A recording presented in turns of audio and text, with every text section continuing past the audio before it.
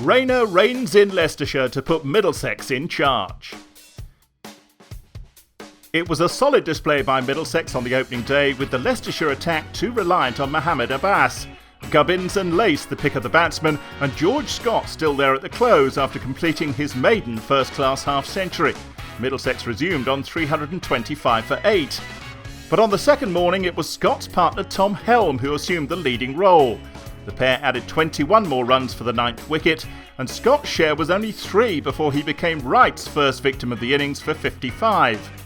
And Wright was involved in the final wicket soon after, running out Bamber as Middlesex closed on 349.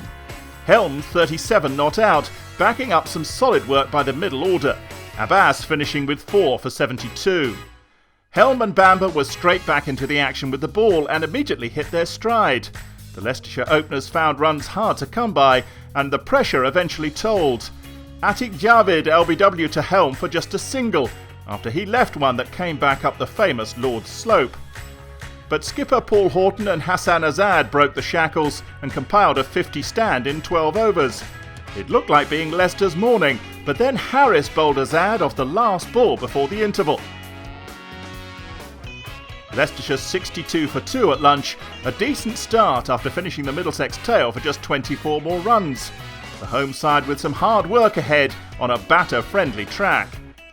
Their efforts weren't immediately rewarded as Horton continued to make decent progress. But when the score had reached 80, the captain fell, caught by Rayner off Bamber. 8 fours in his 43, but it wasn't the big score Leicestershire needed.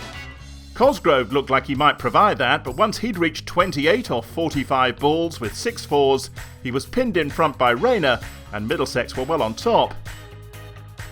Ackerman was the next batsman to offer some resistance, and slowly but surely a useful stand developed with Dearden. They matched each other for boundaries and added a precious 78 for the 5th wicket before tea. At 189 for 4, Leicestershire still trailed by 160. The stand continued to grow when play resumed and had reached 110 when Ollie Rayner ended it, Dearden dismissed for 61.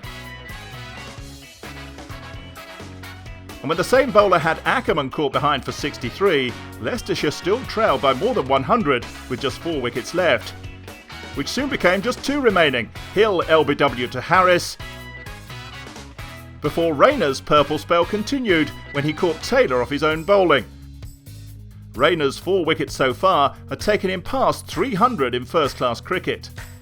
1 more wicket fell before stumps, Helm taking his second of the day to remove Mike, before Leicestershire closed on 257 for 9, still 92 runs behind. Middlesex will expect a speedy finish in the morning, followed by the chance to build a big advantage on day 3.